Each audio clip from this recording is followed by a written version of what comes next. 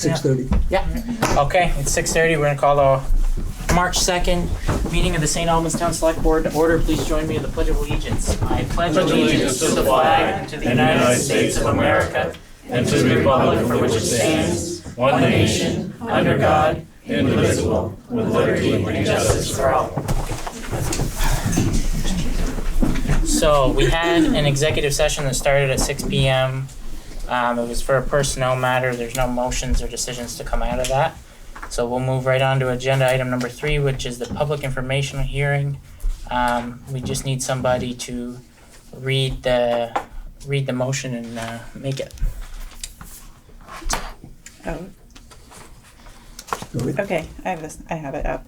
I'll make a motion that the legal voters of the town of Saint Albans are hereby warned and notified to meet in the Saint Albans Town Hall, 579 Lake Road, Saint Albans, Vermont, on March 2nd, 2020 at 6:30 to conduct an informational reading on the budget and articles to be voted by Australian ballot. Voting will take place Tuesday, March 3rd, 2020 at the Collins Pearly Sport Complex, located at 890 Fairfax Road from 7 a.m. to 7 p.m. Anybody want to? Second. All in favor? Aye. Okay, so now we're in the public informational hearing. So we have a presentation to be given by the St. Albans City, well, I guess it's St. Albans Recreation Department Director Kelly Vians. Kelly, are you here with us? Yes, and myself. And Carrie, sorry about that. The floor is yours. All right, so we're gonna start with the pool presentation. Kelly and I are gonna go over just like a high overview, and then we're gonna open it up for questions. And then when we're done that, I will go over all the articles for town meeting day in the same format. So basically just go over each one by one, which also includes the budget. So we have some pictures here. Kelly and I have done this a couple of times. I guess I wanna start with a background, and I know that on the pool itself, and Kelly can fill in the blanks for me, but the current city pool is about 15 years past its useful life. They've evaluated on numerous occasions, wondered if it would open on a couple of years. So an evaluation was done, or an estimate was done on how much it would cost to repair that pool. And it came back about $2 million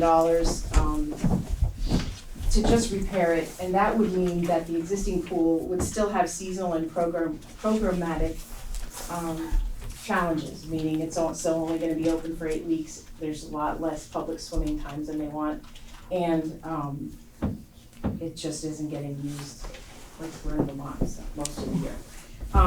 So then they started proposing this new pool, which you see here with the bubble on it, and I'm gonna go over 9 quick points. One being, most of us know already, you've seen the budget for it, $5.5 million for construction of this facility.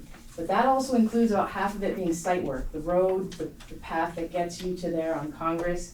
And the city and town are proposing to split those construction costs 50-50, paying it with local option taxes, which means we're not going to increase your municipal property tax to pay for this project. And I'll get into that in detail a little bit after. This is a year-round proposal, so what that means is in the summertime, hopefully when we all really enjoy the sun, we're gonna be able to see the sun by swimming in the pool. But the other 10 or 11 almost months, we don't see the sun as much as we want, and so this pool will allow it to be used 12 months out of the year. We believe that this has the potential to be a countywide draw. Amenities are a really big draw in a lot of communities in New England, and frankly anywhere there's a lot of winter.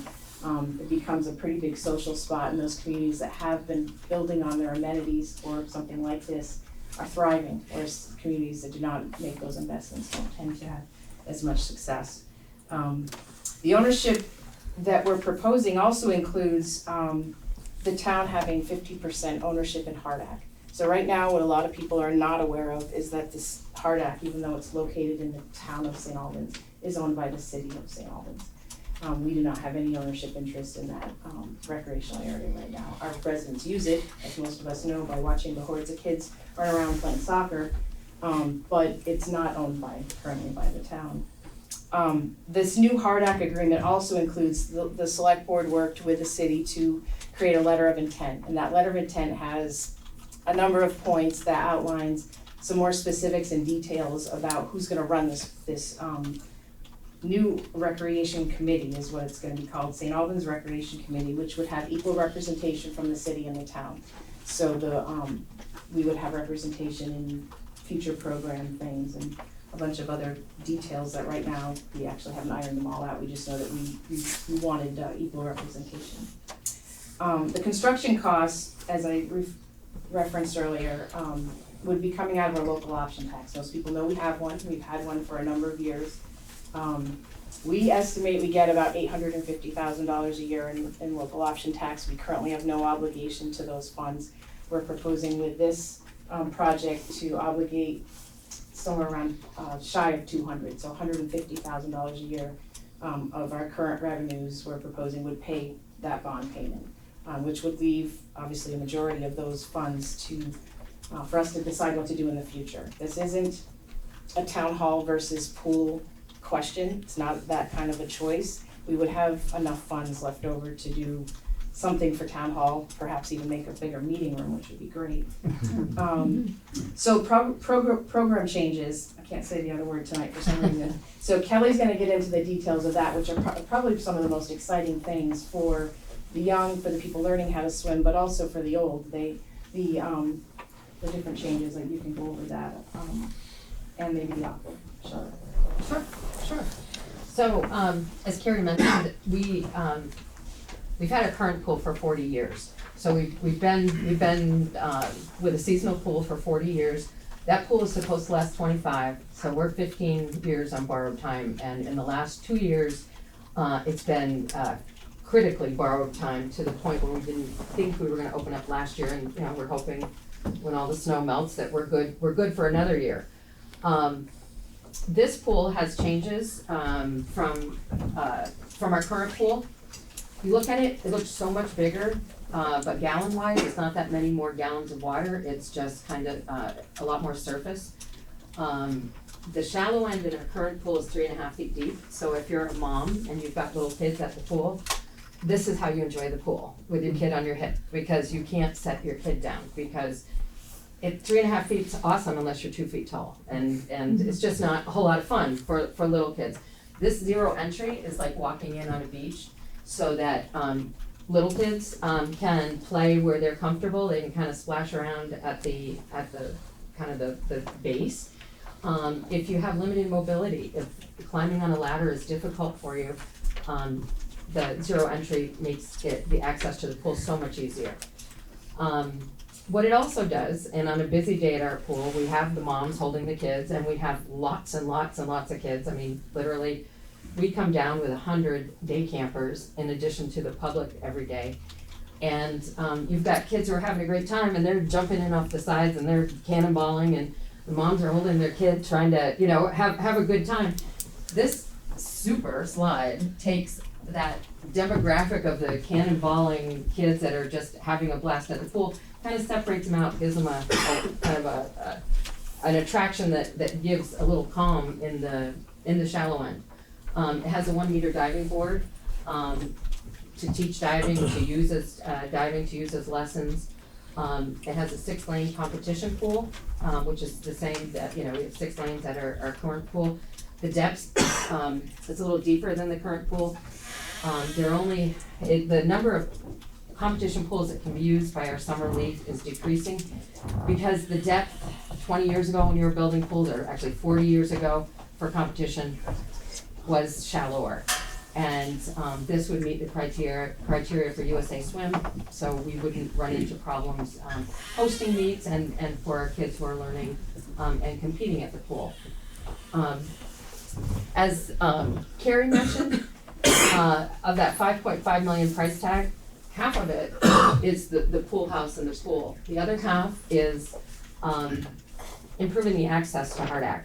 So it's increasing or bringing the sidewalk from the city to the town to Hardack, to the entrance of Hardack. It brings the road, and I think we have a picture of the road. Anyone who goes to Hardack on a regular basis, you realize exiting is sometimes a challenge. Yeah. Right right side up here, yes. Yep. All right, This is so- Congress. So yes, this is Congress Street, here's the dog park, and here's how we exit, and we're right at the corner. This project would bring, this road would remain as an emergency exit, you know, if needed for events, but it would be gated off. The entrance now, the sidewalk would come down to here, it would attach onto a rec path that, you could walk or bike in, and then the entrance road would be right here. So it's it makes the entry so much safer as well. You can drive in, you can drop people off, there's a handicap or, you know, a flat zero mobility parking here, so you can access right in with no steps. Parking has been, expanded and improved right here in the regular lot. We also have a huge, field right here that we use for overflow parking a great deal. And then over here, there's the tree line, and there's like a little bridge. If any of you have gone to soccer and you park over there and walk across the bridge, we have lots of overflow parking here. So this will improve parking for all events, not just the pool, but for soccer and you know, anything that's going on up there. We have 95 acres up there, so there's plenty of room. New lodge, yes. That's the one going up right now that Yeah. you'll see with, And so this is the tow shack, tow rope, this is the new lodge that's being built right now. This parking lot will be improved and shared, and overflow parking. What else?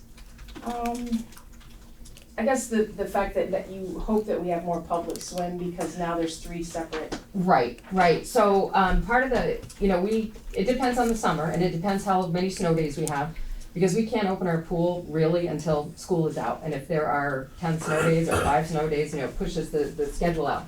So we cram a lot of activity into 9 or 10 weeks, depending on the season. A lot of times people will say, yeah, okay, we love your programs, we like what you're doing, but when can we, you know, we wanna have public swim during the day, or we wanna have lap swim. This allows us, by separating out, you know, it's one pool, one body of water, but by separating out the spaces, there's a space, lessons can happen. People can come in and do laps on their own, they can we can have exercise classes running. There will be a number of things that can happen at the same time, so we're not so limited. You know, right now, we have swim team, and that's all, and then we have lessons, and then we have public swim, and then we have lessons again, and then we have public swim again. But none of those things overlap, or that none of them happen at the same time, because we just don't have the space. I think that's it for now. I'd be happy to answer questions unless you thought we. Sure, if, Yeah, feel free, field All right. questions. Can I get anyone who hasn't signed in yet to do so, please? Thank you. And just state your name before you ask the questions for the minutes, please. We'll try to keep them fairly short. Barbara? Barbara Penny. So you said that there's room for parking, will you be putting like gravel down, or is it just? it will like- be a gravel, it won't be what's there. The road to Hardack was never really constructed, it was just like, we're driving in this way, and we keep throwing gravel on it, and that's why it is the way that it is. It will be a constructed road, but it will be a gravel road, for now, But what about the parking? and the parking as well. So it won't be paved unless we decide in the future that that's the way to go, but it will be, you know, constructed parking, constructed road, and constructed walkway, not just, well, this is where we drive and it's sort of a road now. Okay. Brian Smith. First say I'm for the pool. I do have a big concern though, from a financial standpoint. You mentioned we have ownership split 50-50. Let's say the expenses exceed, you know, the revenue that you have coming in from user fees. Is the town and city then going to split that loss equally? No, the city holds all the liability on the running of the pool. It's the city's responsibility to create programming and to create revenue and to cover costs. This doesn't come back at the end of the year if there's a $50,000 gap. We don't come back to the town and say, well, you guys are in for $25,000. It's not. It's the city's responsibility 100%. Okay, well that cancels out my question. There's somebody right behind you, Dave. Ray Latris, town. Can you project the cost, monthly cost of chemicals, staffing, insurance, utilities, all of those things that are gonna go with this. Well, we know that we have, estimates from the dome company, which is out of Canada, which builds domes for this climate, that heat, natural gas, the heat for the dome is our largest expense, and it will be $160,000 a year.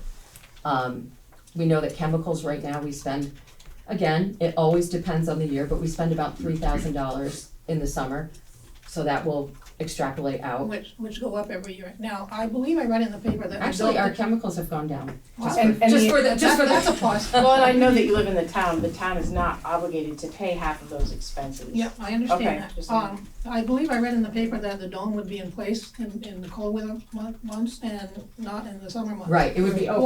Why would you spend thousands of dollars to move it back and forth? Why would we have the dome, or why would we take it off and put it on? Yeah, why would you take it off and put it on? Because summer is beautiful here and people wanna be outdoors. That's what we And they got, can the be- overwhelming, response was that, because another option was to build a building. Mhm. Except that was like $4 million or $5 million to build a building. And people were like, but we wanna be outdoors in the summer. And, this is it's a less expensive, way less expensive way to have both those options. Just out of curiosity, have you considered the option of negotiating with Brandon's, which is a year-round facility, Negotiating for what? for a membership, for a town recreation, city recreation? No, it doesn't, have you ever visited our pool in the summer? It's not City, the the same. city pool? Yeah. No, I have not. It's not the same scale. We have, on a regular day, we have 600 people that go to the pool, our pool, 600. Okay, On a day that we're hosting a swim meet, we could have anywhere from 1,200 to 2,000 people there. So luckily, because we share the parking lot with the city school, and in the summer, when we're open, they're not, we get to use that parking, but on a swim team night, it still isn't adequate. I mean, people are parked all over the neighborhoods. let me pose the next question to Carrie. You don't. This is the last one though, because I So think there that's might be fine. other That's questions. fine. I understand. I got carried away. You don't ever see this going to the property taxes? No, I mean, that's 10 or not- 15 years down the road when, No, we're paying for construction, so once construction's done, we're done. It's not like we're gonna build it again in 5 years. I mean, the longevity of the pool itself is much longer. okay, thank you very much. Yeah, that's a good question. That was it, really? Oh, Dave, sorry, You thought I forgot me, saw another Gary. hand. Of course, like, I believe in recreation. I think recreation is needed to keep the kids, off the streets and away from the alcohol. I think that the pool's been pushed too fast. The article in the paper, a little JP, is way out of Do you have a line. question, David? And I'm just making my statement till I get to that. So if the town was to get involved in this, and we're gonna take over half the share, does does Hardak have the right to say, well, we don't want that? If there's any other projection of, what's gonna go on up there? Don't want what? In other words, say for instance, Hardak is staying out of the picture, and only the city and town are gonna be working on this. Have you talked to the people that on Eastview about, whether they like it up there in their backyard? Actually, we have met with Eastview Yeah. residents, and Yeah. they love it, and they realize how positively it'll impact their property value as well. We have had not one negative response from the residents at Eastview. They were early in the planning process. I mean, when I was going to meetings, we asked them to come in when we had an engineer and a rep from the pool there to answer any concerns. And we have actually also talked to Hardak. The emblem on the dome, that's a city emblem. Where's the town emblem? I talked about that about 6 weeks ago. And David, You you did. brought it up 3 or 4 different times, and Yeah. we've told you every time that it's a mock-up that was done by the messenger. It's not a that might not even meet our bylaws for signage. Yeah. It's just something that was put on a rendering, and we've gone over that with you a few times. It's a concept, so it's not the final. I don't, to this day, I've never seen a proposal of what it's gonna cost to run that swimming pool. We have, And there's no guarantee in writing from the city that they're gonna pick up the overrun costs on running. There is. It's in the letter of intent there is, that was signed by the city and town, and if you had read it detailed and been thoughtful about reading it through, you would realize that. I've never read the letter. Okay. You know, just to speak to how fast this has not been fast. This is a process we've been working on for 3 years. And The it, town park has been. you know, the pool has been disintegrating. I've worked at the pool for 20 years now. And it was, you know, there were issues and repairs that first year, and there were more and more, and it's finally at a point where it just is, like I said, we didn't think we could open last year. Winters are rough on it, and we never know till everything kind of thaws out and see what we've got, you know, and where we'll be this year. And far as usage, I think it's been mentioned a couple times, but not prominently, and I should have mentioned it. Half the current users of the pool are town residents. Yeah, it's a This 50. isn't, some sort of slanted. Can you touch on the aqua van? We haven't talked Oh, the about that. Aquaman. Right, I said Aquaman at first. Hopefully Aquaman will drive the Aquavan. So, you know, when we're looking at locations, certainly, we looked at a lot of it. It wasn't like we're gonna go with Hardak no matter what, that's where it's going. We looked at putting the pool in our current location. There are a lot of drawbacks there. First of all, we don't own the land. Second, it's not big enough. And third, we would lose a whole year. Like, there's no way they could take the pool out, rebuild the pool, and be ready to operate the next year. But we still went forward with an estimate, and it was $14 million. And we were like, no, that can't happen. We looked at Public Works, and we thought maybe we could use that lot. The drawback there is it was $16 million, and then we would still have to relocate Public Works somewhere else. And it would compete with the parking for Little League. We looked at the Fonda property.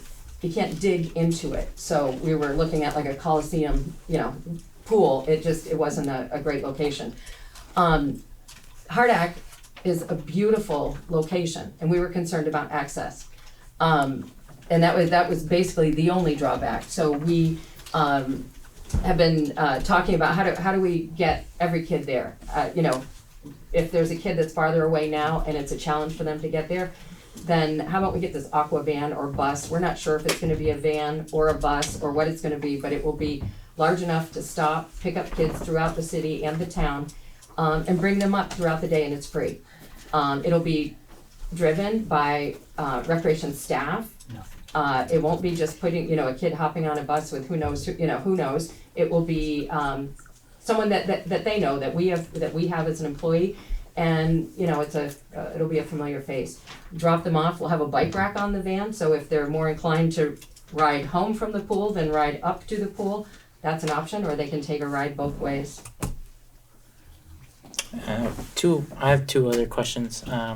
Will there be a continuance of using this new pool as a meal site for Yes. kids of lower socioeconomic backgrounds? Yes, and we've done, we do about 50 meals a day at the pool in its current location, but also the city school, which is just across the parking lot, is also a location, so it won't be like we're, you know, picking up and leaving Okay. those kids in the lurch. There will be a meal site literally in almost the same spot in the school that they're familiar with. And do you foresee fee waivers for the same children from? But there are no kids that don't get into the pool because of money. You know, we've always worked with families. We work with the Warner Foundation, and you know, we have fees, but we never don't let someone in. Probably that shouldn't be announced, but we let every kid in. Okay, that's all I had. Are there any more questions from the audience? Ma'am? Hi, Danielle Charbonneau. I had a question about the dome itself. How, and this may have been in the thing, and I'm sorry, I did look earlier and I couldn't find the letter of intent when I was searching online. But how long does this dome potentially last? 15 years. Okay, so, cause I'm wondering like the replacement of this, and then where's that potentially gonna come from? And how much, does it take to take this down every year and then put it back up? I'm assuming that the company that supplies this is going to have to then come back and have to put this back up, and that's gonna be another added cost like every single year or whatever. Twice a year. So when the pool opens up, we're given, if everything passes, we're given an open date of June 12th, 2021. So there would be no dome then. In the fall, they would come and with their crew and set it up. And then in the spring, they would come with their crew and take it down. from that point, we can decide, and this is what a lot of communities do, they send a crew leader down for your ups and down, taking it up and down. They supervise you, so that it's just folded correctly, and then it just gets folded and put away, and you supply your own muscle. Like you might say, hey, we need 25 or 30 people at the pool, to take the dome down, help fold it up. That's an option, and as is, hiring someone to do it every single time, but even the dome company said, after you do it a time or two, you know what you're doing. Kelly, do you have some capital planning worked in place for the replacement of the dome? Replacement. Yeah. Yep. The city is going to put that, potentially that was the Right. plan, Yep. to put the replacement dome itself in their CIP. The cost though, I can't remember, 400? I thought it was 350,000, but we've tweaked it a little bit size-wise, so, But that's the initial, Yeah. purchase. That doesn't mean a replacement dome would cost that much because some of the structure will remain. We talked a lot about cost, but we haven't talked, Carrie touched on the benefit to the community. Do you have an estimate in terms of property values and how this will increase, just the viability of our community? I mean, it's a positive thing for our Yeah. community. I don't know how, it will affect, property values other than people saying, wow, the people in Eastview were very happy with this project. I think we know that when families look to where they're going to live, they're interested in the school system, and they're interested in what am I gonna do, You guys are a secret weapon. Well- I love the Parks and Rec. It is a secret weapon to marketing this community. There has been some economic studies. We did not have one done on this project. Yeah, Jessica I could touched add a on little that. bit. So we, Rise Vermont did a study on our trails, the Bay Park, and also the Swanton Health Path. And the consultant estimated how much money that was bringing to the community. And I don't have the numbers in front of me, but it equaled, several jobs, this amount in LOT money that we can take in from outside people spending money here. So we do have some numbers. They're not totally public yet, but we'll have a meeting down the road where the consultant's going to do a presentation to anybody in the community. And it's positive. Yeah, it's all positive. And he also, to add, he showed other communities that made major investments in paths, and they saw, into the millions of money coming into their town. Kelly, out of pure curiosity, not that the town has any liability, as you said to my earlier question, but I kind of poked around and asked for a pro forma that had been done, and it didn't sound like there was one, and just curious if there's any concern from the city that might be in a little over our head here with the same rate structure, and not that I'm for a higher rate structure, but I mean, we've got a pool that's antiquated, and isn't really costing a whole lot, not a ton of overhead. Now we're jumping into $5 million, the city's jumping into 2.5. You've got the expenses of, running a larger pool, more infrastructure, the canopy, and the same rate structure. Granted, your capacity is up a little bit, so you're gonna take the revenue a little higher, but overall, the math doesn't seem to work for me based on what you charge now, and I'm curious what the cities, if they've even processed that in terms of taking on that added expense, because it appears to me it's gonna be significant. So the pool, surprisingly, is about the same. There's, I think, 40,000 gallons more water in this pool than the other pool. So really, the chemicals will be similar. It always depends on bather load and sun and, all those kinds of things. So, so we do have a pretty good idea of what those chemicals will be extrapolated out for a year. I think. But you got staffing, van, gas, Yep. insurance. Which, see, we're already insuring a pool. We already have liability for a pool.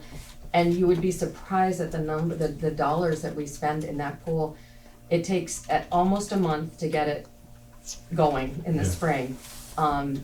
Let's just say painting, it has to be painted every year. It's 40 man hours minimum. It's about $2,500 to $3,000 in supplies and paint for 9 weeks.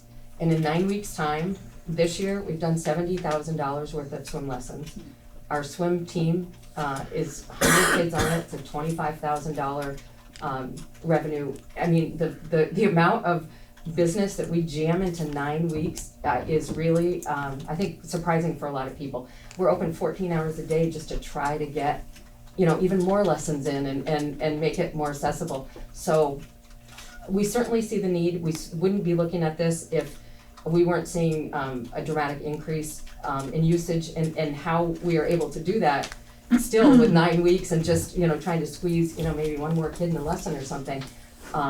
We So feel you- confident yeah. with these numbers, and we've looked at our chemicals. We know that the biggest expense is gonna be the energy, and that's $160,000 for the heat and, for the natural gas. We know that. We've already got a pretty, big staff in the summer. That will increase definitely, but so will our programming and so will our revenue. A building, we're already taking care of a building that's falling down, so there's, walking into a place that you don't have to make constant major repairs to all the time, changes the financial picture. And I'm not familiar with swim program, but you see like the Sharks program, is there something like that continues throughout the winter? There is, not in our area, So you have but- some options there Yeah, as well. we do a little bit of, just really small, some kids wanna swim through the winter and they're not playing other sports, and we do like a swim team training, and we actually do it at Brandon Pools with, one of our coaches. We're hoping that we'll be able to actually have a winter swim team, because there is a winter league, and a lot of our kids in St. Albans go to Burlington to participate in those leagues over the winter. Cool. And they would be happy to be here if we had that option. Got a question? Robert Bissett. I've been a buyer for swimming pool company for about 20 years. So you're thinking $2 million just to build the pool itself, right? Roughly, give or Right, take. right Yes, around there, that's for the correct. Which pool seems- and the pool house. Yeah. I And the mean, bubble. the idea of a dome and stuff like that is very extreme, but it really isn't. The amount of money you will be saving with that dome versus building a building, I'm assuming you already know, Yeah. the cost. So even putting the cost of taking it up and down every year and replacing it every 15 years, I mean, there's a lot of HVAC that you got to deal with in a dedicated building, a lot of venting and stuff like that. And another thing with the pool that we do have, that costs more and more.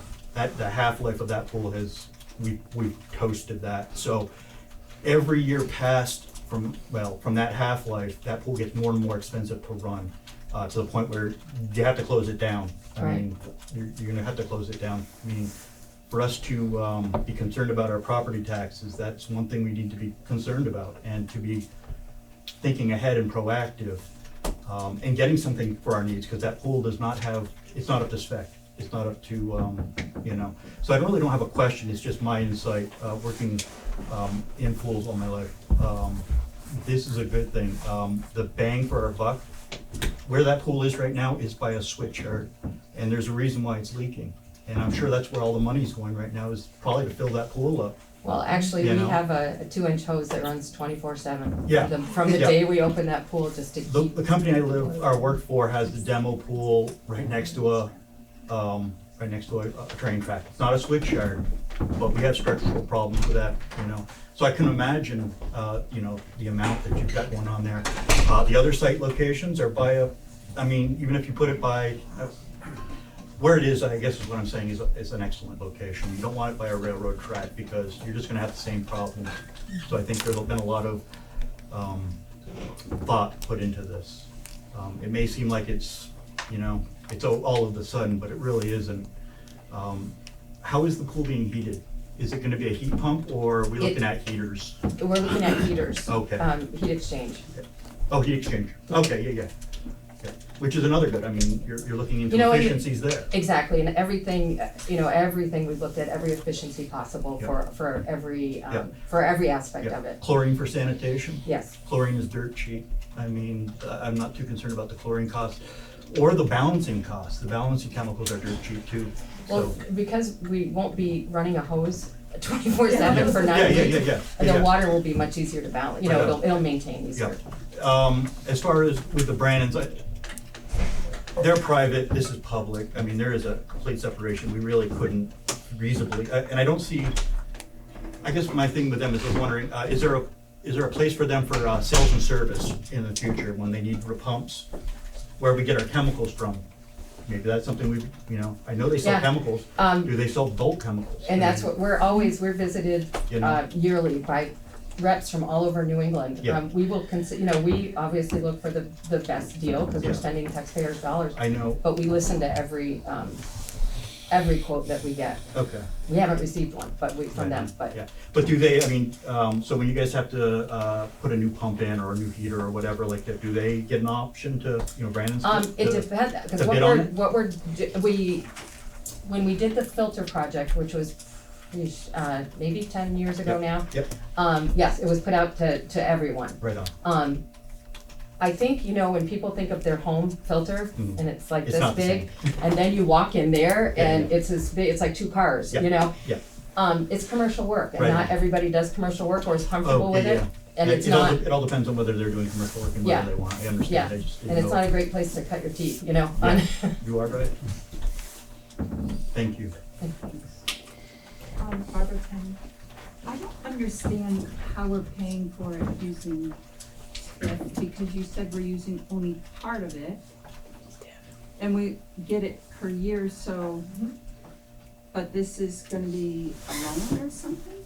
We're proposing to take out a bond, and we're gonna pay our loan payment from the money that we currently receive from our local option tax. So it's an LOT, not a TIF. The city has a TIF, we have a lot of acronyms in government, but, local option tax are that thing that piggybacks on the sales tax. So out of that $900,000 a year we receive, we're proposing to take 200, or probably a little bit less than that, each year to pay that bond payment.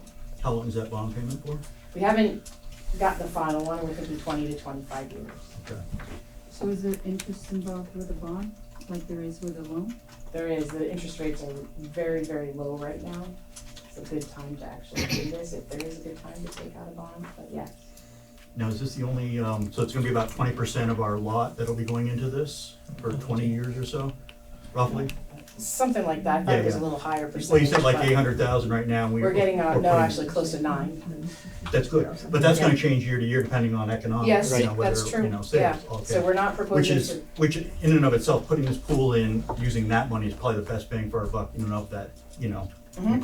put the infrastructure in, you don't have to worry about. It's a conservative approach, we're not It is. proposing to even spend any of it at this Yeah. point. So, I guess my question was, is there any, what else are we using the lot for right now? Do we have any, like, Well, we portions of just it? finished paying for our Department of Public Works garage project and we paid cash, for that, so that was great. Okay. And much faster than having to do a bond, so right now, there's no other obligations to that Okay, fund. so we're just using it to just pay projects, Probably, likely in Town Hall will be the next project we pay for with that. right on?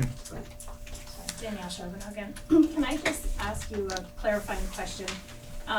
Number 5 in this, the lot, it looks like you've got a number here that says 630 per year, and earlier you said 850 a year, and then you just said 900 a year. So can you just kind of explain, what are we expecting to see from lot? What actually do we get? Is it 900 a year total between town and city, or is that how much?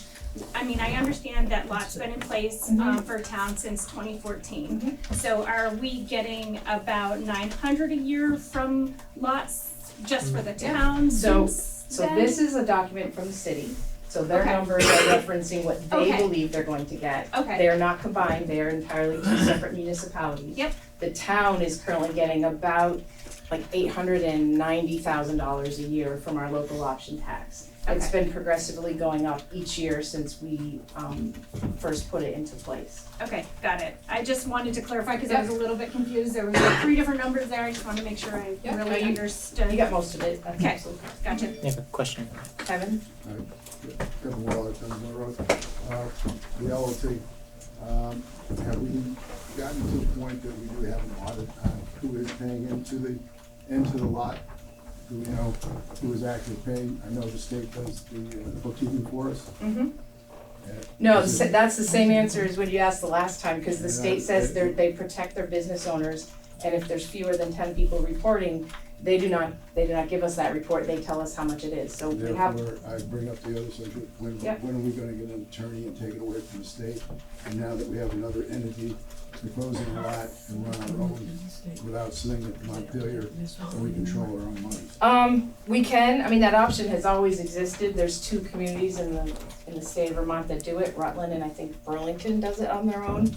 It involves hiring more staff, so it's not entirely a free proposition if we decided to just take, so for instance, every dollar that the state collects in local option tax revenues, the town, gets 70 cents, then the state retains 30 cents of that dollar to administer this program. 30% of that, 900,000. So Kevin's question is, why don't we do it ourselves?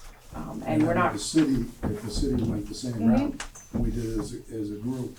We could share the cost of administrating. Probably a bankload of accountants to manage that. We might, and we probably should consider that going forward. That's a very good point. The answer right now is we don't have. And the only other question I have is, when we got the swim thing going on, and you have, say, lacrosse going on, is that gonna be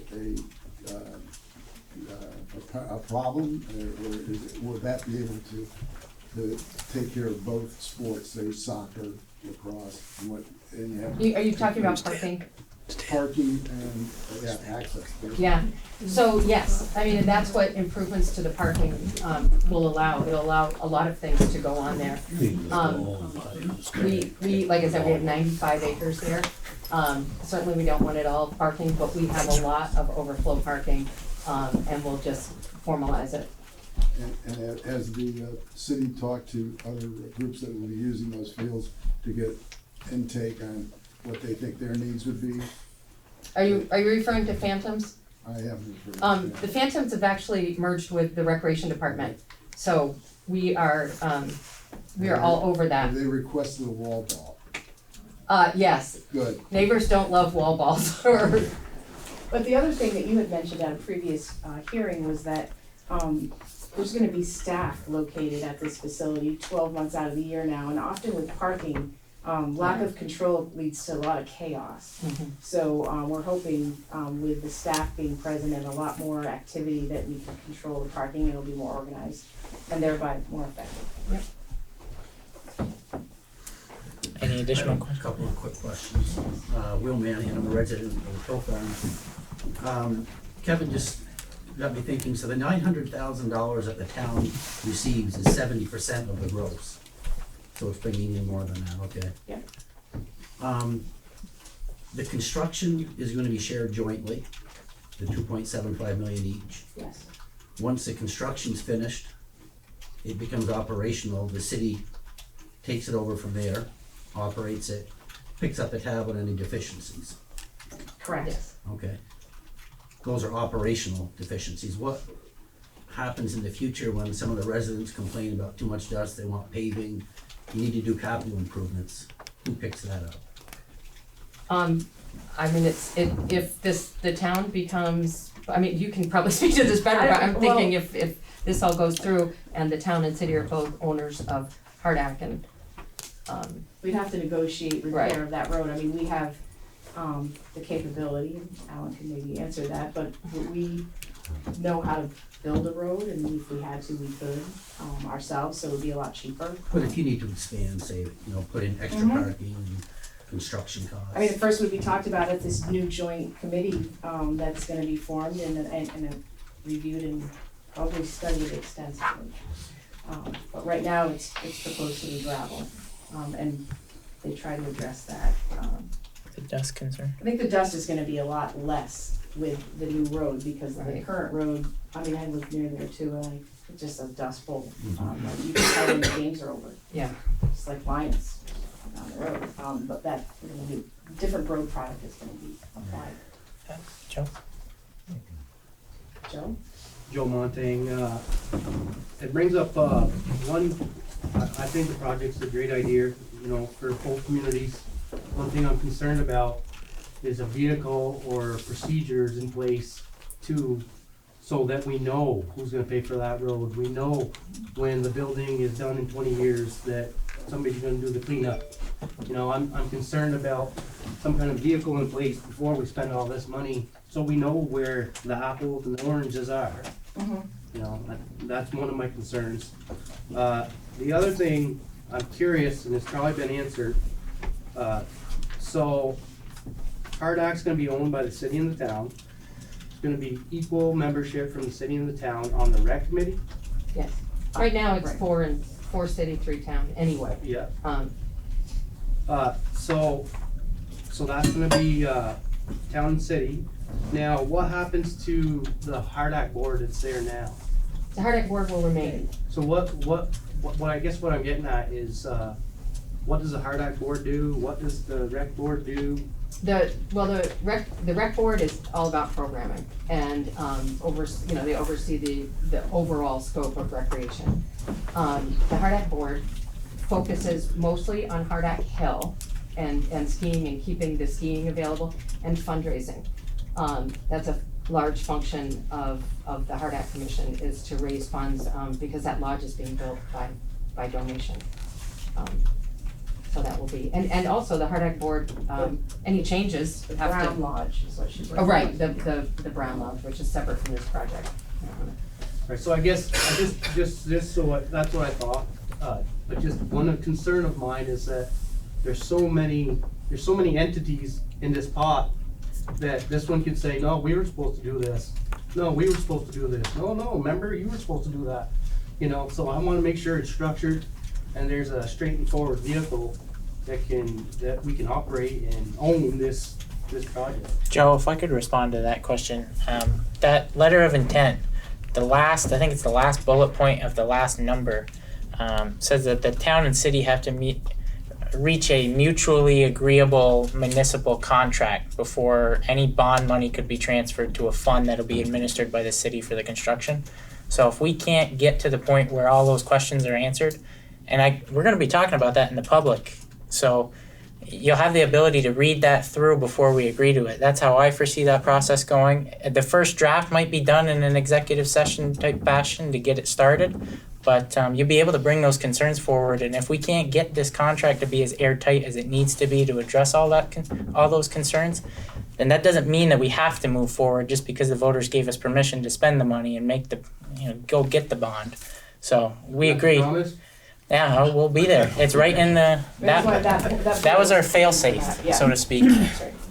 Brendan, would it be fair to say that the town select board shares Joe's views? Yeah, I would think it would be fair to say that we need to have every question answered in the contract before we go for the bond. I mean, it might be a concurrent process of getting ready to have the bond issued so we can get the money in line so we're not pushing the construction of the project off. But if we get to the point where the bond money is accessible and the contract's not done, we're not gonna get ahead of ourselves. We'll have to think of everything. And the most beneficial part of having a meeting like this is because you get issues not even related to the pool. Like maybe the town and city could work together to have a staff member to administer both local option taxes to save 30% of the revenue. I don't think one position would meet even close to. So then you basically unlock that amount from the state to make the bond payment and the pool's free. It's a wonderful process and I want to thank you all for coming. I'm not trying to shut the discussion down, but this is as full as I've seen this room and it's a very productive conversation and I just appreciate it very much. And some good ideas have come out of it. Very, very good. David? Question to the select board. Are we know for sure for the next 20 years that we're gonna get $850,000 a year from the LOT? No. With Walmart going down in profit of 1.5%, and there's a possibility of recession in 2 years. Well, let me answer that. Every year we've seen this funding go up, and I would, in my own mind, attribute that to the state tax department getting better at collecting online sales taxes. You'll see that they even went after Disney for Disney Plus accounts. The first month that Disney had Disney Plus available, they didn't charge Vermont sales tax. So Disney paid it. And now you'll notice if you have that subscription, it's added on every month. We get our piece of that little pie. So I would say as long as we're not talking about leveraging over 50% in bond payments, we're pretty well recession-proof. It's when we talk... What you're feeling is that we're gonna stay within $800,000 $500,000 a year. I If know. it were to go to 500,000 and we had that amount allocated for a new town hall and the pool, as long as we can meet our debt obligations, we can suspend other programs like putting an amount of money away for sidewalk improvements out of that local option tax money, which I think should be considered by the voters within the next year or two. Maybe 150,000 a year out of that revenue goes into a sidewalk fund to go after grants or implement actual construction. If we hit a recession and that revenue starts to fall a little short, we can suspend programs like that. So as long as we're being diligent about leveraging it, no more than 50% of the anticipated income in a solid year, I think we're going to be okay. But What you're saying is we're gonna have a reserve fund in addition to the other options. well, we're available. sitting on, and if Anna was here, she'd be able to give us a number, but we're sitting on maybe even, how much is? 500. About 500,000 in the LOT? No, No, well, that's- that's in the emergency. So the emergency reserve, we have about 500,000. That's a separate issue. We had the cash in hand to pay for the new public works facility this time last year. I remember former chairperson Bill Nyan being in this seat telling the public at this hearing last year, we had the cash in hand when you factor in the grant from the state. So every dollar that we've received in quarterly payments since then has gone into a reserve account that's built up a sizable balance. We can keep $1 million minimum in that account to cover us in a recession so that we can continue the same programming, or we can decide to put maybe $500,000 on a new town hall to buy down maybe some land acquisition costs and decide to put the other $500,000 of unallocated money into a long-standing project like repairing French Hill. I mean, we've got to start getting out of our own way and start tackling these projects, and the money's in place. As long as we leverage it correctly to the point where we're not burying ourselves, we're going to be in a very good position. The people who sat in this room and kept us debt-free this long, they should be commended. Now we have a long laundry list of priorities and projects we have to get done, and that local option tax is how we do it without raising property taxes. So we're definitely putting a lot of thought into how we spend that money. But thanks for listening to that rant. I appreciate it. All right, we're good? Any more questions at all? I had one more question. So if the city doesn't pass the local option sales tax, does that mean it's Done. done? No more talk. We're done with the pool. Unless they decide to bring it back and the select board at the time decides in November, we want to ask the same question again, I don't know. But that would be, if the pool article passed in both communities and the local option tax failed in the city, the project's done. That's their sole revenue source to pay for it. They've told their voters they're not increasing their municipal budget to level their municipal property tax rate. They mean it. So yeah, that's my working understanding. Kelly? That's my understanding of it. Would be revisit the whole project. Yeah. Any other questions, I have Colin? one question. Everybody else here. Maybe it was already explained and I missed it, but once everything's built and the city is going to be managing this whole project, correct? They are going to be taking care of all the expenses for power, heat, maintenance, septic, the whole 9 yards, lifeguard, insurance. Is there anyone from the town going to be able to oversee the rates or the fees that they charge? Because nothing's been said about what the fees are going to be for individuals that go to this. I mean, actually, there really hasn't been any numbers as far as fees go by any of the questions that were brought here. So is there gonna be a watchdog to be able to maintain, to make sure that everything's on board? I mean. There is, that's what that committee we're talking about, the Saint Albans Community, I can't remember what it was called, but anyway, the committee that's gonna have equal membership from the city and town is the one that's gonna oversee the record. Well, that letter of intent gives the city the obligation of meeting maintenance costs. It also gives them authority to set fees. In my own mind, when that letter was drafted, I looked at that mutually agreeable municipal contract as a way to put a cap on the amount that it could be raised per year before it has to go to the rec commission for oversight. So that's another detail that'll have to be ironed out in that contract, is making sure that it can't jump 10% overnight without a good amount of town oversight. But I do understand what you're saying about having somebody that looks at the maintenance schedule, make sure everything's okay, and represents our interest too, Rael. So the bottom line is you're asking the town to approve this and you really don't have solid numbers to back it up right now. We do have solid numbers, I mean, that's a pretty But nobody overreaching knows it statement. though. Well, we're looking at rates, and the same as what we have now. $5, to come in and swim. $50, yeah, that's what ours is now, and that's what we're anticipating that we're gonna, use to, when the new pool opens. We think that we'll make it up in quantity. Right now, residents are paying $159 for a family for 9 weeks for a membership. We're going to go to $50 a month for families, $30 a month for individuals, or 35, sorry, 30 for individuals, 25 for seniors per month. They can, so you can purchase if you're gonna use the pool a lot, you can purchase a membership, go as often as you want. You pay for classes separately, like most places. What determines a senior? I was told it's 65, so don't get excited. I asked the same question. It's not AARP membership.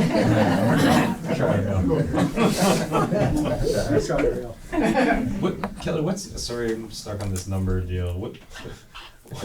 What's the total revenue for, let's say, 2019 summer?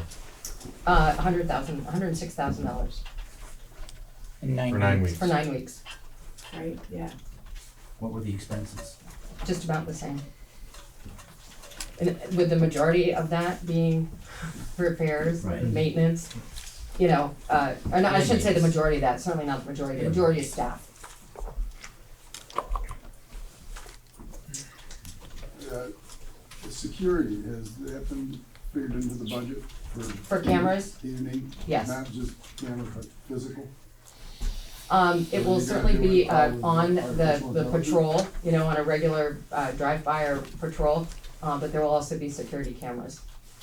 And who will be monitoring those? Police usually do. I mean, that's who, I would assume so, that's who they monitor ours, at the current pool and at Barlow and all around town. So I would assume that they would also monitor that one. And you're gonna have alarm systems and things of that nature? Yeah, the dome has a pressure alarm, so if something happens and there's a decrease in the pressure, it alarms and it activates and it notifies people by text that, hey, you got a problem.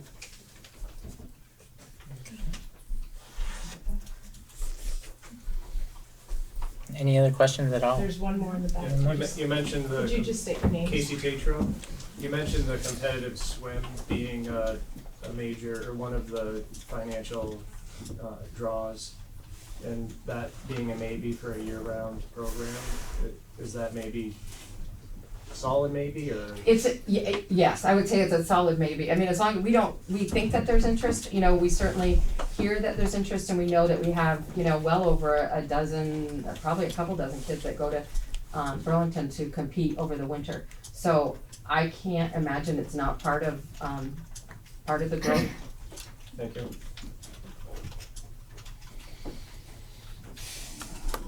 Anyone else? Okay, Thank you. thank you. We're gonna go over Good job. the rest of the budget.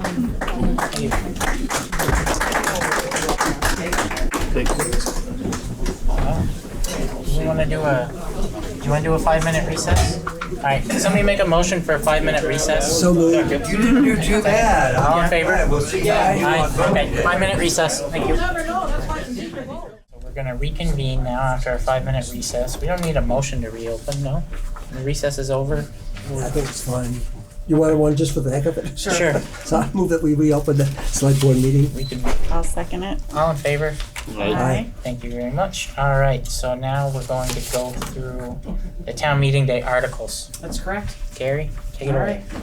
So the first one, Article 1, is the article listing all of the people you're gonna see on the ballot. I'm not gonna go over each of those terms. So I'm gonna go to Article 2, which is our budget article. Shall the legal voters of the town of St. Albans authorize the select board to spend an estimated $4,663,258 for town general expenses, of which $3,922,666 is to be raised by taxes. So that's our budget. I don't know if you have anybody has any specific department questions. I wasn't gonna go over it line by line, but if you have any questions. Yeah, absolutely. I do. Now. My name is Tammy Martell, and I had a question regarding your ambulance care. And I've already actually spoken to Ms. Johnson about this. I just would like to have more detail regarding what the $144,848 provides our community. I know when I spoke with Carrie, she said about $47,000 is for dispatch, and then another $95,000 is for them ostensibly being on call. But I know that they charge the city of Saint Albans a similar amount, and Highgate as well. So I think to myself, that's over $140,000 on dispatch. I can't believe that, because we run the dispatch here through the Saint Albans PD, that they're charging AmCare $140,000+ for their dispatch. I know they only charge the Milton Police Department about $85,000 for their dispatch, so I can't imagine AmCare is paying an inflated price. So they're basically making money. I think the other question, what brought me to this was this past fall, my son had a non-emergency transport with AmCare. And the bill came to almost $900. And you might be surprised, I want to share with you if I can, just the bill. Because what you'll be surprised is $505 for a 2-hour ride from Northwestern to Fletcher Allen, non-emergency, no medications administered, no action taken. Just for the personnel, for 2 drivers, it's $505. And then there was a charge of $13 per mile. That came to $364. That seems a little outlandish. You know, if the 58 cents per mile is the IRS rate, and that covers your maintenance, your gas, your mileage, your depreciation on that vehicle. At $13 a mile, if we were to say that, go ahead, sir. An ambulance costs over $250,000, not the value of a car. So the 58 cents to an ambulance is a lot different. But if it's $250,000 for the cost of a rig, let's just say each bus or ambulance puts 50,000 miles at $13 per mile, they're bringing in $663,000 a year. Let's increase it to $100,000. Let's say they do 14 trips a day, 20 miles average per trip. They're bringing in $1.3 million in mileage alone. That doesn't even cover the $505 for 2 people that they charged us. So basically, if you're saying you've got 2 people, that's 4 total hours manpower, you're saying that each paramedic's getting $126 per hour. That comes up to about $250,000. Let's say you're not giving all of that. You got 25% fringe for your FICA, for your benefits. Well, you're still saying that you're paying about $160,000 per paramedic. That's not even possible. And that's just our community. So I would like, my question is, I'd like more transparency, more accountability with this particular cost. I would like a report, such as the library.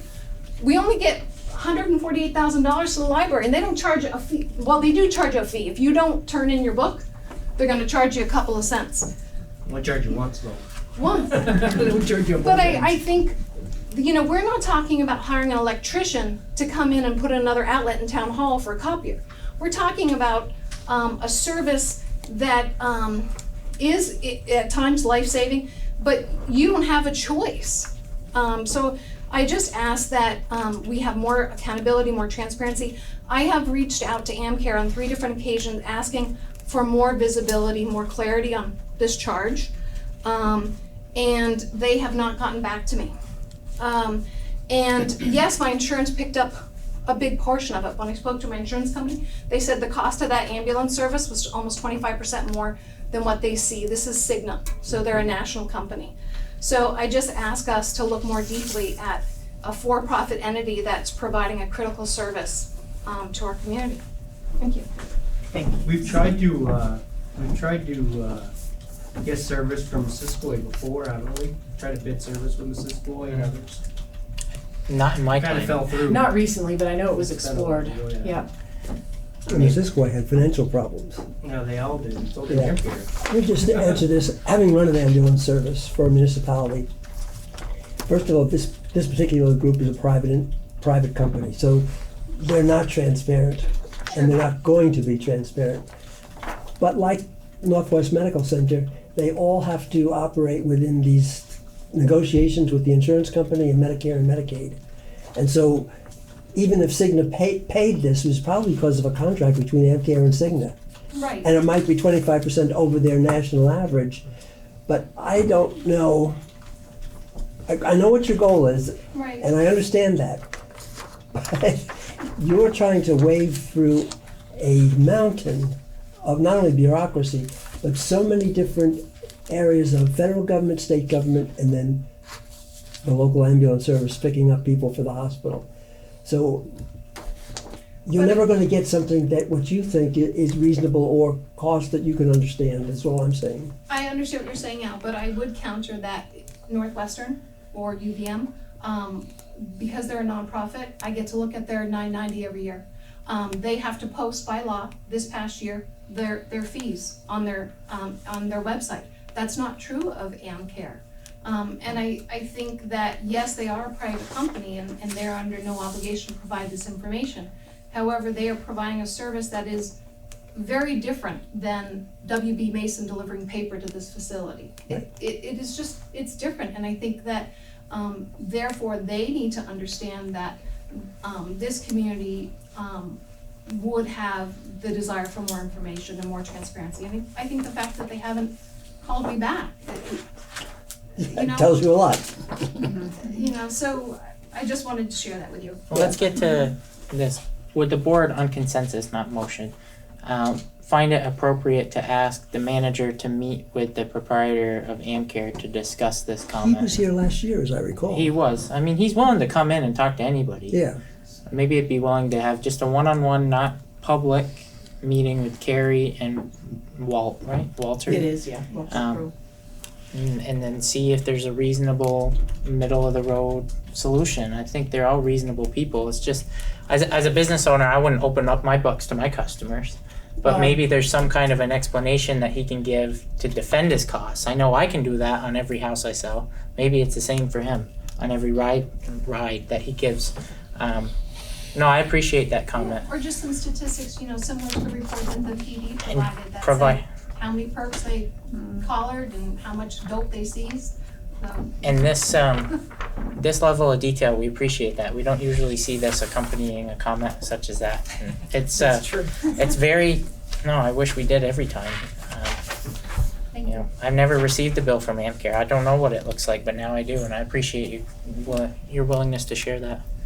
So, is that fair? Do we think that's a reasonable approach? Stan? No, I don't have a problem. Okay. All right. So you want to report back in maybe a month on how that might have came out? As soon as I can meet with them, sure. Perfect. Thank you. I have kids to go to bed. Thank you. Thank you for coming. We won't take offense. Everyone else will. There's openings on our planning commission. She's still walking out the door. So you move on to Article Right, I guess. I don't see any other questions. That's what I was waiting for. Article 3 is the article we have been lucky enough to have for a number of years to just ask if we can use some of our general fund balance, which is the excess at the end of the year, revenues over expenses, to apply it to our municipal budget to reduce the tax liability to town. So we're asking if we can use $100,000 of our prior year fund balance to reduce taxes for the fiscal year 2021. We hope you agree and say yes to that article. Article 4 is the pool article. I feel like we went over that in our previous presentation, so I'm not going to continue on that one. Article 5, do the legal voters of the town of St. Albans support having the town hall remain in the Bay Area? We believe it's a straightforward question, but I'm sure it can be interpreted in And that doesn't mean this building either. correct. Just And also it's a non-binding yes or no question. Non-binding, yeah. Yeah. Article 6, shall the legal voters of the town of St. Albans authorize the select board to spend up to $65,000 of previously collected infrastructure development funds? Those are the local option tax revenues we see savings count that we put it in to fund the pre-development phase for a new town hall. And that I'll just say is to do the pre-development phases independent of where it might go. Because it does not pigeonhole us into any one location. It's not like a full-blown design spec or a bid package, No, but it just gets gets you- us to the next phase so that we're hoping in November to have a conceptual project all tied up in a bow and that we can ask people to consider at that time. Article 7, shall the legal voters of the town of St. Albans authorize the select board to continue to fund $125,000 for the fire department reserve fund annually. That's the amount of money we put into a savings account, which enables us to purchase our fire department apparatus with cash. We don't have to take out loans to do that. And it's been a pretty successful program. So is that question, as I read it, means reserve fund annually, thereafter we never have to ask this question again? Yes. Okay.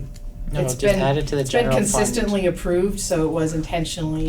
Yep. Yep, and we'll put it in our budget and then it will just be there. Yep.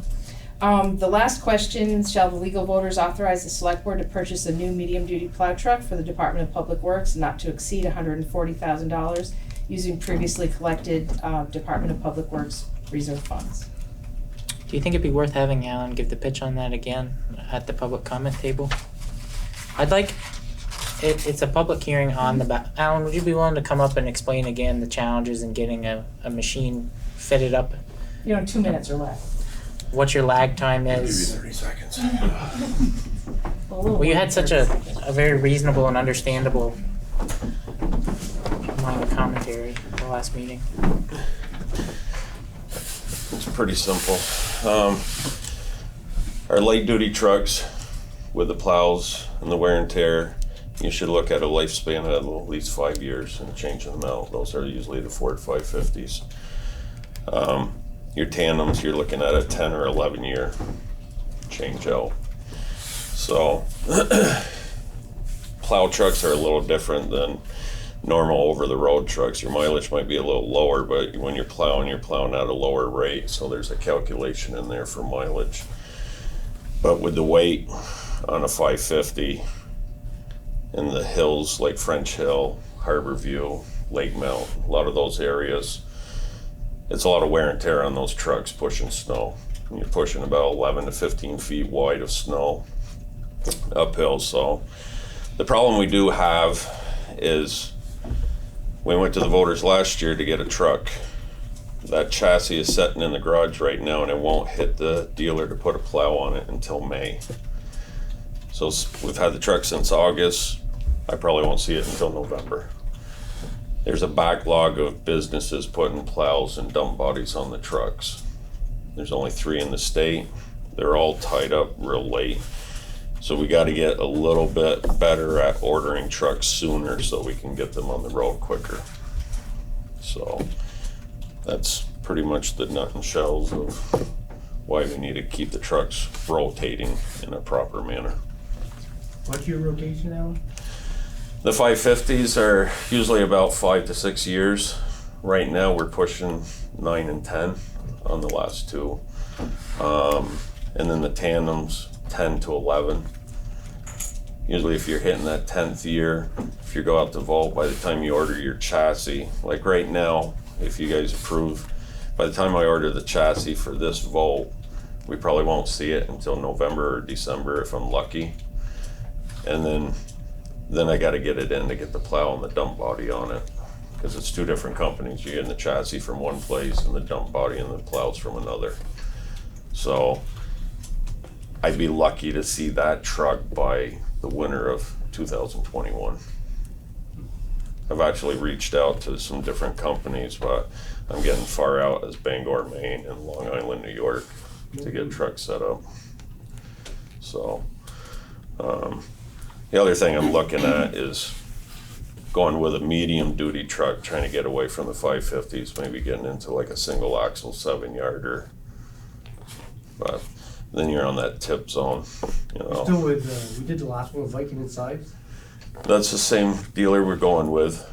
There's HB Fairfield in Morrisville, but they just lost their shop manager and the guy that's been there most of his lifespan just retired. So they've got a whole new crew and they're booked way out. And the other one is Tenco, but they're down in Graniteville and they're just as far booked out.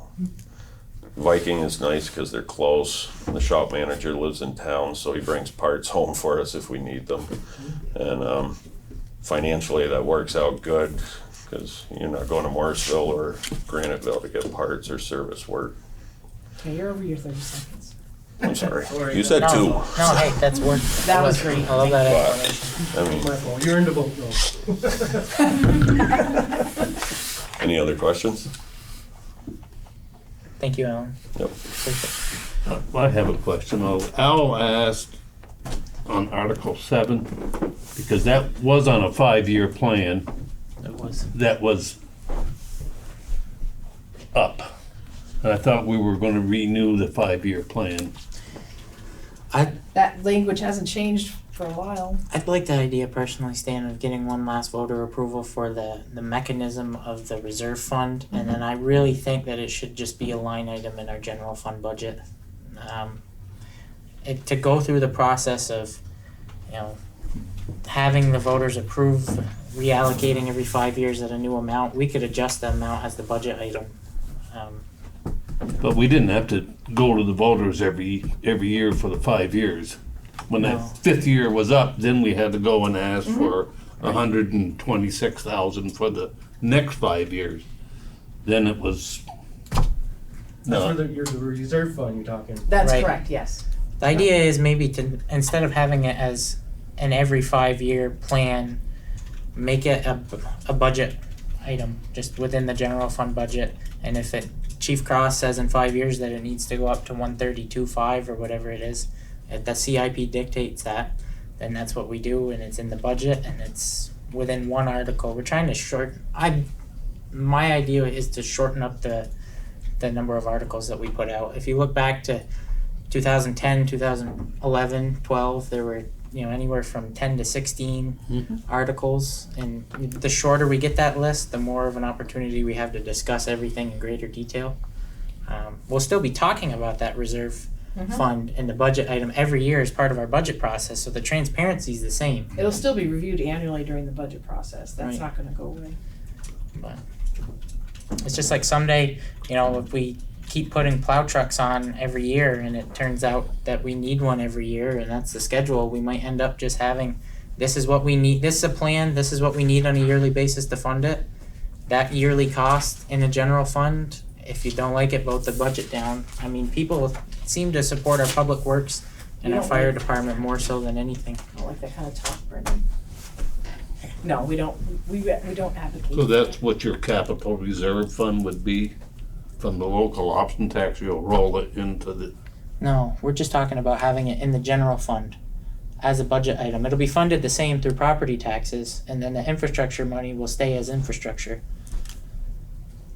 This doesn't change anything, it just renews what we're currently paying. Right. And then it enables us to be able to. I haven't seen the new capital plan, I guess. Not since the equipment's been taken out of it, that's correct. The proposal to fund So- apparatus and plow trucks was removed from the CIP. Why wouldn't we, and then on Article 8 had what Alan needs every year? We're just doing it year by year now? And we're gonna get to that point is my hope. So there's no reserve fund? There is. It's all this money, this 140,000 is fund- previously collected. the It's in the reserve reserve fund already. There's separate reserve funds, one for the fire Right. department, one for the DPW. Absolutely. That's what we had, but now that this is a change. Only the method of, to me, it's only the method of funding. Instead of asking the public permission each year, when the public's giving us permission to put it in the budget annually. Right. Without further. The fire department question. You might also eventually get to do that for Correct. DPW. Correct, but Yeah. this year we're only asking that for the fire department. Right. Right. So that budget amount of 3.9 change goes up to include your yearly cost for replacing fire and DPW equipment. You might, So maybe it's helpful to clarify, but if the fire department buys a truck, they're talking $1 million or They just 800,000 spent- to $1 million. Yes. So that's a lot different than buying one truck, 140. $40,000 truck. And so I think that's where putting in the 150 each year, and hopefully there's a structure so that when the fire truck needs replacement, we've accumulated enough to Well, make that's what cash we've for been it. doing. I know, I'm just. Right, Yeah. that's what we, Yeah, And that's what we're proposing to do going forward. It's just making the question part of the general fund question instead of it on its own as a separate article. But again, a future select board could decide to do something totally different. well, that's the big risk. Yeah. Because let's say you do go into a recession, and now it's easy to cut. Because, well, we can extend the fire truck another year. But on the other hand, if it's a 5-year thing, you got no choice. well, with the 5-year thing now, we had a nice level tax rate. And if you're starting to do this, it's gonna fluctuate year to year on Well, your the idea- general tax fund. Well, the idea would be the same. It's the Yeah. same 125,000. Every year. Every year. Right. It's not gonna I don't- change. With that part, wouldn't it? That part's fine, but we haven't done anything with the DPW.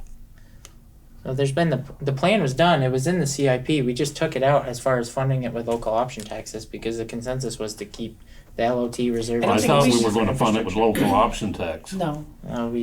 The consensus was to keep it Oh. totally Okay, for I'm infrastructure. behind. There was a lot of change in December. Yeah, Yeah, and we haven't reviewed it, the select board hasn't That is reviewed it correct. to sign. That's correct. Right. I So don't that's think why we should that's our. spend a lot That's of- why I'm concerned about this, so do we, it's too late now. the fire, yeah, I know it's too late now, but I was under the impression it was gonna go the other way, but I should have had more questions. Okay. So those are all 8 articles. Does anybody have any questions about any of them? Okay, so do we want to? Okay. I would close? say, this is not gonna be seen until the public till after the election anyway, so I guess Right. it's meaningless to say, I hope you vote for it. You Yeah, it's not live anymore. So we should make probably a motion to close the hearing That's correct, yes. and reconvene as a straight up. No, you don't have to Just close the reconvene. hearing. Yes. So someone Also, I'll move it to close the hearing on the budget and the articles of, before the people. I'll second it. all in favor? Aye. Right. Okay, so now we're on to warrants. Whoa, warrants at 8 o'clock. That's scary. Jessica, you have payroll. Yeah. Stan has general fund. Okay, so I have the payroll warrants. The first one's February 21st, 2020 for $23,654.52. And the second is February 28th, 2020 for $29,108.33. I make a motion that we accept these 2 warrants. Any questions? All in favor? Aye. Okay. Stan? All right, I have the general funds dated 2/19/2020 through March 02/20. There's 107 invoices total for $38,759.58. Road salt, 4 invoices, $10,938. The Northeast Regional Planning, MS4 permit for $2,500. The Superior Communications, the town manager had 1 invoice there for $6,540. Clarence Brown, 6 invoices, $1,983. Napa Auto, 15 invoices, $2,623. Green Mountain Power, 4 invoices, $1,738. Delta Dental, 7 invoices, $965. Lincoln Life Insurance, 6 invoices, $337. So this total is $27,624, which is 71% of the total for this period. I make a motion, we accept this. Okay. Second. All in favor? Aye. Thank you, Stan. Minutes, I had one comment, I just have to scroll through it. So there was a special meeting with the city. Correct. 2/10, What's that? on February 10th. Yeah, and it said that I made the motion to adjourn the meeting at 9:03. but I didn't. I can't make a motion. I asked somebody to make a motion. I think Al or Bruce did, and the other one seconded or something like that. No, I think you did because the mayor did, and I think. Well, maybe just it was. accepted Okay, well, if that's the case, then that's fine. Yeah. I think you can leave it. At least we caught it. I mean, shows we're paying attention anyway. I wasn't obviously when I made the motion.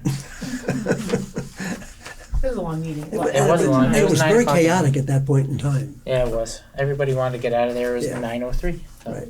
So I'll move that we accept the minutes as presented for February 2nd, a special meeting with the city council, and also our meeting of February 18th.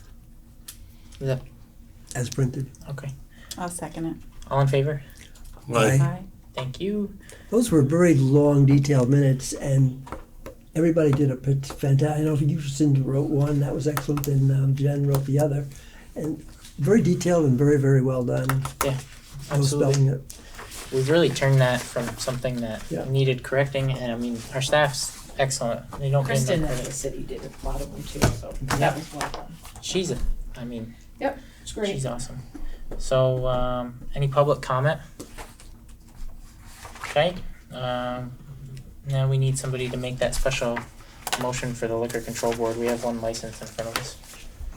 I'll make a motion to recess the select board meeting, convene the liquor control board. Second. All in favor? Aye. Okay, so we have one license in front of us, and it's a first-class license for Saint Albans Diner, our wonderful town clerk, who is busy setting up for tomorrow, said that there are no issues, so on that account, why don't we entertain a motion to approve, Who's it with again? the Saint Albans Diner. Oh, okay. I'll move that we approve the liquor application for St. Albans Diner. I'll second it. All in favor? Aye. Okay, perfect. Now we need to adjourn as the liquor control board and reconvene as the select board. Oh, move that we adjourn as the liquor control board and reconvene as the select board. I'll second it. All in favor? Aye. Okay, and now we're on to the town manager's report. I wanna take that first bullet point on. Do that. So the honor wall is a wonderful thing. It's a great idea, and it's one of the best things this board in the last year's come up with, in my opinion. It needs more structure, and we all realize that. That's not what we're talking about tonight. We need to talk about it on a future agenda and come up with a criteria, but there is one person in particular, I think everybody here agrees, more than deserving. Family here in the audience, and our wonderful town manager, that's Robert or Bob Johnson. I think it's time, even without the criteria in place, to just make the motion to approve adding him to the wall and then go to the criteria after that. How does the board feel about that? I'm fine with that. I'm fine with that too. I would like the criteria, but We'll do it at. Okay. Do we have any discussion that we'd like to have on this nomination, or do we just want to call for the question? Well, I'm all for favor of calling for the question, but just for the public and the two members of Bob Johnson's family. We all recognize the contributions that Bob has made to this town over the years, and we didn't come up with any real criteria at the time, but we recognized it. And I know there's been discussion about maybe we shouldn't make any motions until a person's been deceased for a year.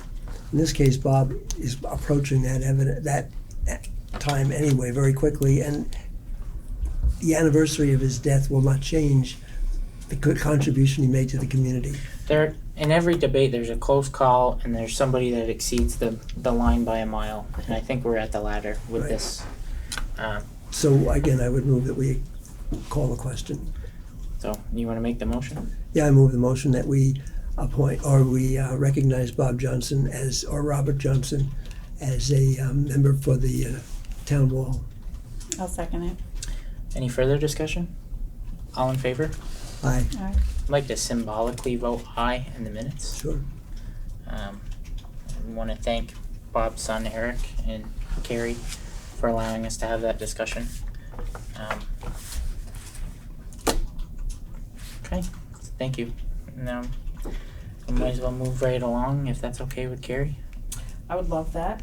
So the second one is just being copied on Act 250 amendments for St. Albans Nissan.